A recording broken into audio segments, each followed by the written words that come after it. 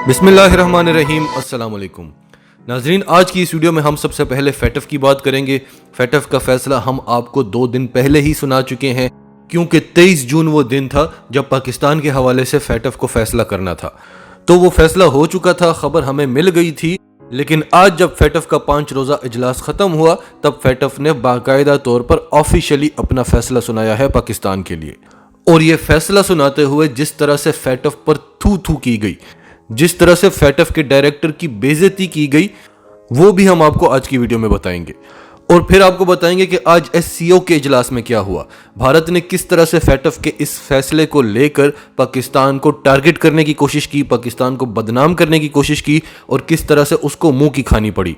और रूस और चीन ने एक बार फिर साबित कर दिया कि वो पाकिस्तान के साथ शाना बशाना खड़े हैं। और आखिर में आपको बताएंगे कि रूस ने अब खुलकर ऐलान कर दिया है कि भारत उसके दुश्मनों की फहरिस्त में है। इन सारी खबरों की आपको डिटेल्स देंगे। उससे पहले अगर अभी तक आपने हमारा चैनल सच टीवी सब्सक्राइब नहीं किया तो इसे अभी सब्सक्राइब करें और बेल आइकन पर क्लिक करें ताकि हमारी आने वाली वीडियोस आपको वक्त पर मिलती रहें। तो हुआ यूं, जैसे कि हम पहले भी आपको बता चुके हैं कि फैटफ ने पाकिस्तान को 2018 में जब ग्रे लिस्ट में डाला था, उसके बाद एशिया पैसिफिक ग्रुप ने पाकिस्तान को 27 पॉइंट्स दिए थे। और नॉर्मली होता यह है कि आप 12-13 पॉइंट्स भी कंप्लीट कर लें तो फैटफ आपको ग्रे लिस्ट से निकाल देता है। लेकिन हर इजलास में फैटफ पाकिस्तान की तारीफ करता रहा, पाकिस्तान की कारकर्दगी को आउटस्टैंडिंग कहता रहा, और यह मानता रहा कि इतने सख्त शराइत, इतने कम वक्त में आज तक फैटफ की तारीख में कोई भी मुल्क पूरे नहीं कर सका। और इस वक्त फैटफ के कवानीन को लेकर पाकिस्तान दुनिया का 8वां कंप्लाइंट तरीन मुल्क है। और इस हवाले से पाकिस्तान के कवानीन दुनिया के डेवलप्ड कंट्रीज से ज्यादा अच्छे हैं, अमेरिका से अच्छे हैं, बरतानिया से अच्छे हैं। बरतानिया तो मनी लॉन्ड्रिंग का हब है।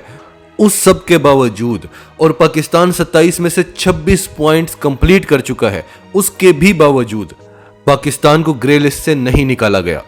ब्लैक लिस्ट में तो ये डाल नहीं सकते, ये ख्वाहिश इनकी पूरी हो नहीं सकती, क्योंकि चीन और तुर्की पाकिस्तान के साथ खड़े हुए हैं। और इस वक्त 5 मुमालिक हैं, ताकतवर 5 मुमालिक पाकिस्तान के साथ खड़े हुए हैं।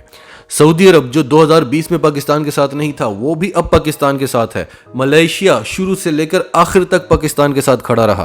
तो ब्लैक लिस्ट में तो ये चाह कर भी नहीं डाल सकते, लेकिन ग्रे लिस्ट से ये पाकिस्तान को निकलने भी नहीं देंगे। हमने आपको परसों बताया था कि ये पाकिस्तान को अक्टूबर तक लटकाएंगे, क्योंकि सितंबर तक अमरीकी अफवाज का इनखला होना है अफगानिस्तान से।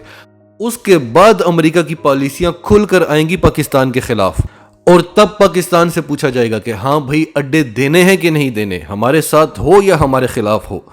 तो इस बदमाशी के लिए जो अमेरिका का प्लान है, जो आगे चलकर पाकिस्तान के साथ करनी है, अभी तो वो फंसे हुए हैं, अभी तो वो हमारे रहमो करम पर हैं, लेकिन आगे चलकर जो उन्होंने बदमाशी करनी है, उसके लिए उनको फैटफ का सहारा लेना पड़ेगा। तो वही हुआ, अक्टूबर तक का टाइम पाकिस्तान को दिया गया है।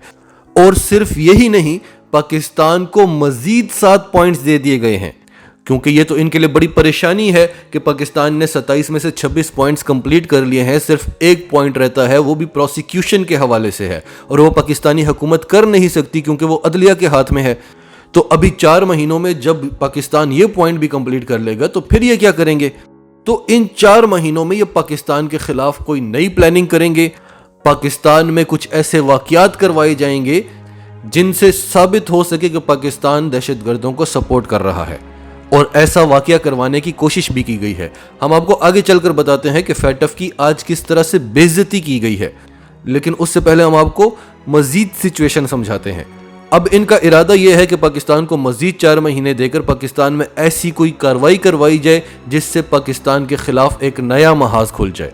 इमरान खान और शाह महमूद कुरैशी बार बार कह रहे हैं कि ब्लेम गेम से काम नहीं चलेगा, क्योंकि पाकिस्तान जानता है कि अब इन्होंने पाकिस्तान के साथ ब्लेम गेम खेलनी है। अपनी अफगानिस्तान में शिकस्त का सहरा पाकिस्तान के सर पर सजाने की कोशिश करनी है, जो ये पहले करते रहे हैं। लेकिन अब इमरान खान बैठा हुआ है, तो इनके हर इल्ज़ाम का जवाब मिलेगा और सबूतों के साथ मिलेगा।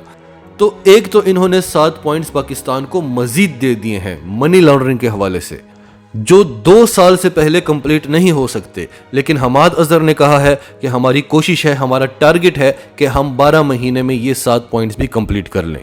और इस दौरान इन्होंने एक बड़ी कार्रवाई करनी है, और वो कार्रवाई हाल ही में इन्होंने करने की कोशिश भी की है।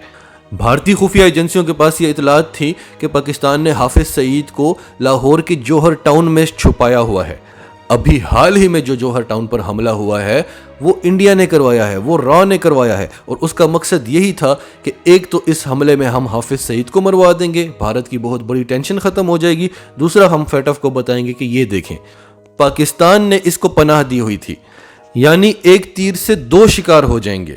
لیکن بھارتی خفیہ ایجنسی ہمیشہ کی طرح ٹھوس ہو گئی ہے، ان کی اتنی اوقات نہیں ہے کہ یہ اس قسم کی کارروائیاں کر سکیں، اس قسم کے کام کر سکیں، یہ صرف پروپیگینڈا کر سکتے ہیں۔ اور ان کے آرمی چیف نے پچھلے دنوں اپنے انٹرویو میں تسلیم کیا ہے کہ پروپیگینڈا وار میں ہم سب سے آگے ہیں، جو ان کو بتانے کی ضرورت نہیں ہے۔ آج تو پوری دنیا کہتی ہے کہ بھارت سے بڑا جھوٹا کوئی نہیں ہے، بھارتی میڈیا، بھارتی حکومت، بھارتی فوج سب جھوٹ ہی بولتے ہیں، تو پروپیگینڈا وار میں آپ سے جیت کوئی کیسے سکتا ہے؟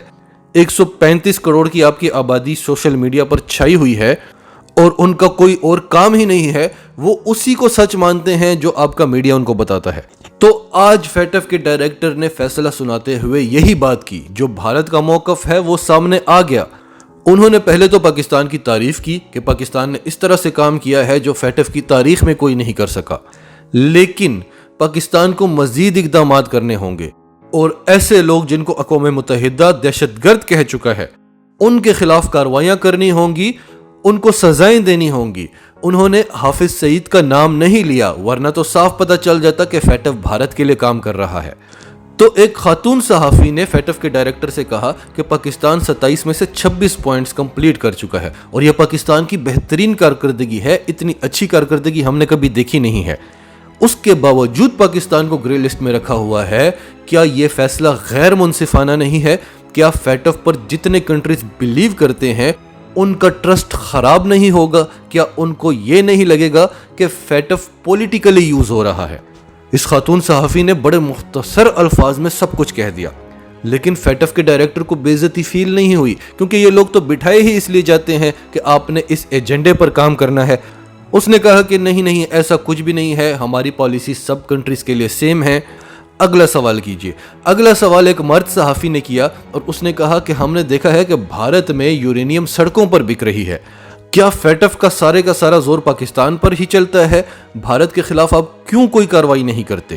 تو فیٹف کے ڈائریکٹر نے کہا کہ ہمارے پاس تو ایسے کوئی ثبوت نہیں ہے، ہمیں نہیں پتا کہ آپ نے میڈیا پر کیا دیکھا ہے، لیکن بھارت ہماری لسٹ میں ہے اور ہم کرونا کا انتظار کر رہے ہیں، اگلی باری بھارت کی ہے۔ جب پاکستان کے خلاف رپورٹ ہوئی تھی فیٹف میں، تب پاکستان کے 3-4 بینک تھے جن کے بارے میں بتایا گیا تھا کہ انوالوڈ ہیں منی لانڈرنگ میں، ٹیرر فائنینسنگ میں۔ بھارت کے 44 بینکس ہیں اور ان کے خلاف امریکہ کے بینکوں نے رپورٹ دی ہے اور ثابت کیا ہے کہ یہ ٹیررسٹ آرگنائزیشنز کو فائنینس کرتے ہیں، اور دنیا میں سب سے زیادہ منی لانڈرنگ ہو رہی ہے بھارت میں۔ اور اس کے علاوہ پاکستان نے ثبوت رکھے ہیں اقوام متحدہ کے سامنے، فیٹف کے سامنے، کہ بھارت داعش کو سپورٹ کر رہا ہے، ٹی ٹی پی کو سپورٹ کر رہا ہے، بی ایل اے کو سپورٹ کر رہا ہے، لیکن گرے لسٹ میں نام ہے پاکستان کا۔ تو پاکستان کو اب ان چیزوں کو دیکھنا ہوگا۔ پاکستان نے امریکہ کو اڈے دینے سے انکار کیا ہے، پاکستان نے جو بائیڈن کو اکڑ دکھائی ہے جو ان چیزوں کا عادی نہیں ہے، اور پاکستان جانتا ہے کہ امریکہ کوئی کسر نہیں چھوڑے گا پاکستان کو سزا دینے میں، لیکن وہ سزا اس سے بڑی نہیں ہوگی جو ہمیں امریکہ کے اتحاد میں ملی ہے۔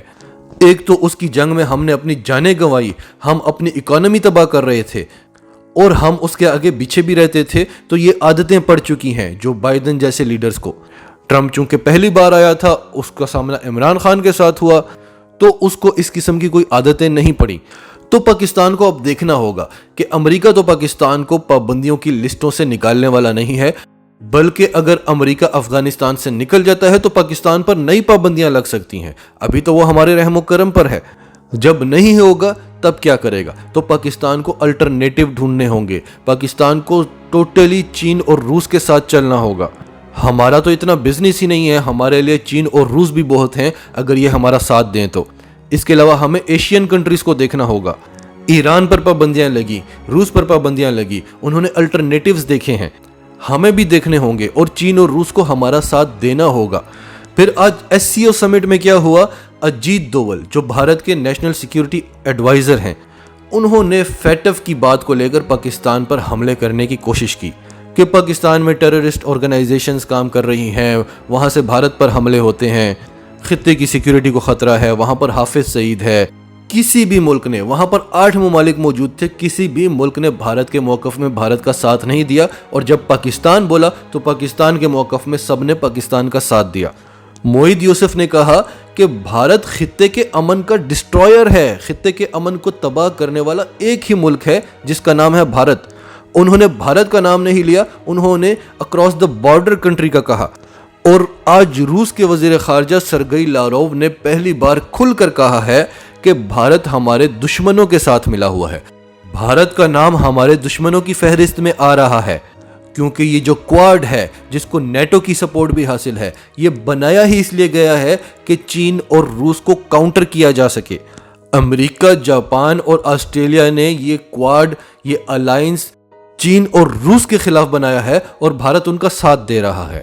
ناظرین، آپ کی سب کے بارے میں کیا رائے ہے؟ کمنٹس میں اپنی رائے کا اظہار کرتے رہیں، اور اگر آپ ہمارے چینل پر نئے ہیں تو ابھی سچ ٹی وی کو سبسکرائب کریں، سچ ٹی وی فیملی کا حصہ بنیں، اور ہماری ویڈیوز پسند آئیں تو انہیں لائک کریں، شیئر کریں، تاکہ زیادہ سے زیادہ لوگوں تک یہ میسیجز پہنچتے رہیں۔